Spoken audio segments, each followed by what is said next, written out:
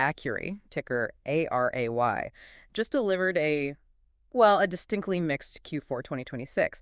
They beat consensus on the bottom line, but completely missed on the top, Right, so revenue came in at $100.9 million. which missed the 105.3 million estimate, marking a pretty steep 21% year-over-year decline. Yeah, it was a big drop. But then EPS actually printed at -2 cents, which was a 1-cent beat.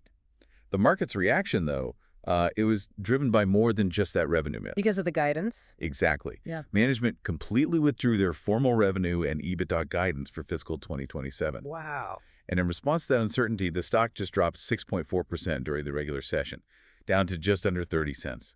I mean, it was scraping its 52-week lows before stabilizing a tiny bit in after-hours trading. So for this deep dive, our mission is to figure out the mechanisms under those headline numbers for you.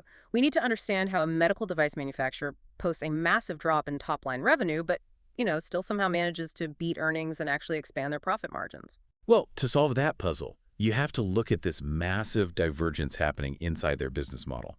You basically have to split Accuray in two right now. Okay. Their core product revenue, so the actual sales of those complex multi-million-dollar radiation therapy machines that absolutely cratered.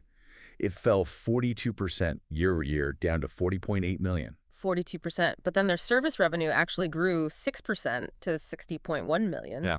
So service is now pulling, roughly 60% of the weight for their total revenue? It feels like the classic auto dealership model. Right. You sell way fewer cars off the lot, but you make an absolute killing on the maintenance packages for the cars already out on the road.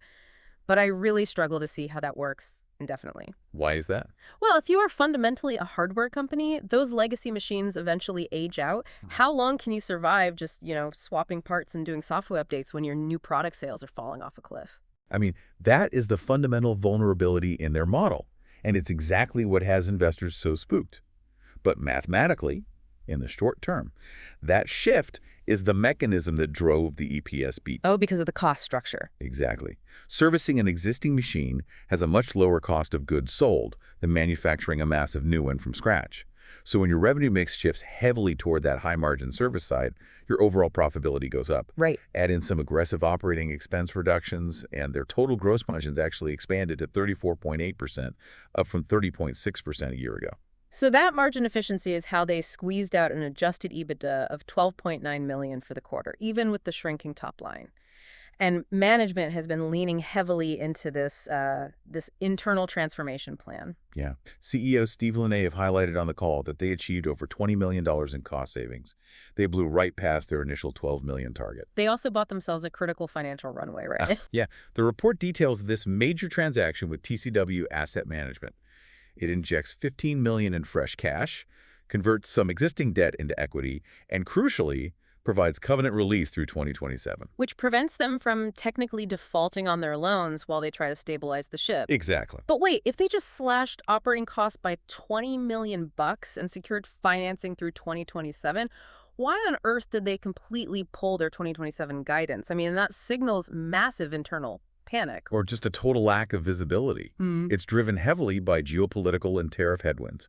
They explicitly pointed to roughly $58 million in lost product revenue tied directly to China, compounded by disruptions in the Middle East. Wow. When you're selling heavy capital equipment, trade barriers, and regional instability, they don't just delay orders, they freeze capital expenditure budgets entirely.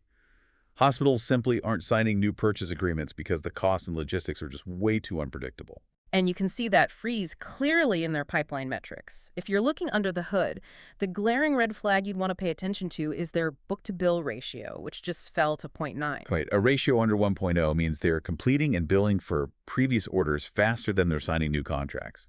The well is drying up. And consequently, their total order backlog shrank by 27%, down to $312.5 million. Ouch. And while those operating cost savings look great on paper, the debt load is quietly suffocating them. Their interest expenses soared to $8.7 million for the quarter. So the cost of servicing their debt effectively wiped out all the operational savings they just fought so hard to achieve on a GAAP basis, which leaves us with a pretty stark reality for you to mull over. Yeah. Accuray recently had to transfer down to the Nasdaq Capital Market tier just to maintain its listing, literally to avoid being delisted for trading under $1. Right. If international headwinds continue to blockade their new product sales, can a recurring service revenue model actually sustain a heavily indebted medical device company? I mean, cost-cutting and legacy servicing are stabilization tactics, not growth strategies. Eventually, a chartboard company has to sell hardware. Make sure you follow this deep dive feed for your daily earnings coverage.